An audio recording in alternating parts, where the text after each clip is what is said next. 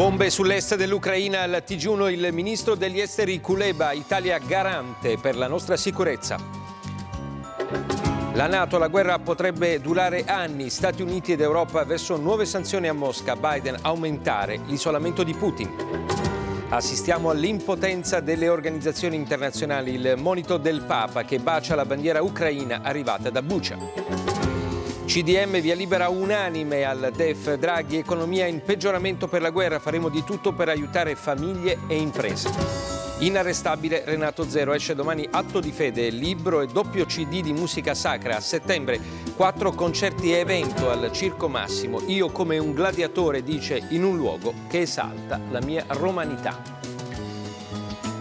Buonasera, dal TG1 fuggite subito o sarà troppo tardi. Il drammatico appello delle autorità ucraine agli abitanti di 3 regioni orientali dove i bombardamenti si fanno sempre più pesanti e presto potrebbero non esserci più vie di fuga. Prepariamoci ad un lungo conflitto, potrebbe durare anni, avverte intanto la NATO, mentre continuano ad emergere gli orrori lasciati dall'esercito russo nelle zone occupate. Lì è stata per noi l'inviata Stefania Battistini. A te, Stefania, cominciamo con il tuo racconto. Sì, è un bilancio che si fa sempre più drammatico in termini di numero di vittime, quello della regione di Kiev. Pensate soltanto...